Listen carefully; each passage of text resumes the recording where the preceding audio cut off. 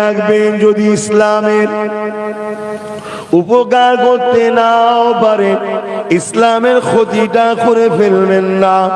ধর্মসভা দিচ্ছেন, ধর্মসভার মতো রাখুন।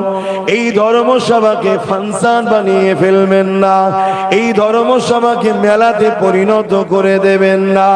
ধর্মসভা যদি দিতে না পারেন, গুনাহটা আপনার হয়তো সীমিত হবে যে এরা ধর্মসভা দেয় না।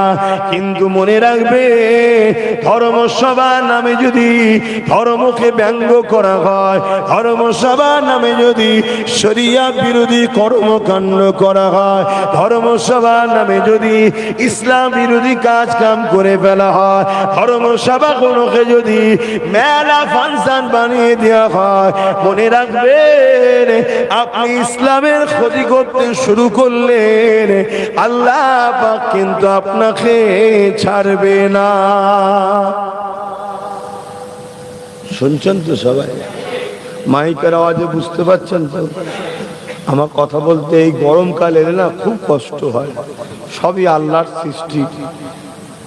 আমার গরমকাল এলেই কথা বলতে পারি না, মানে কখনো ঠান্ডা কখনো গরম হয় তো, আর এতে খুব সমস্যা হয়।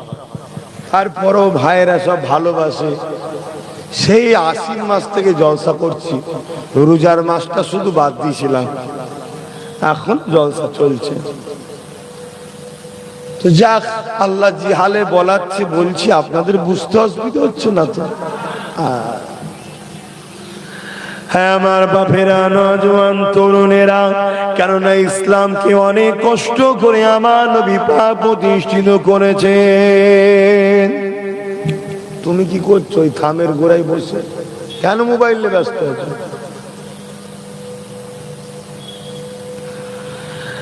আল্লাহ নবীর জীবনেতে এমনও দিন গেছে ইসলামকে প্রতিষ্ঠিত করতে গিয়ে আল্লাহ নবীকে এমন করে সিজদায় নবী আমার পড়ে গেছে, সিজদাতে নবী আমার রয়েছে।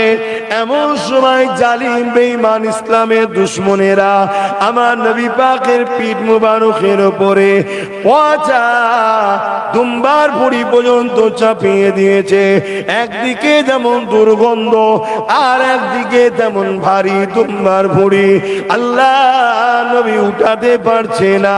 নবী পাকের কলিজা টুকরে হযরত খাতুনে জান্নাত ফাতেমা আয-জাহরা রাদিয়াল্লাহু তাআলা আনহা তখন ছোট ছিলেন।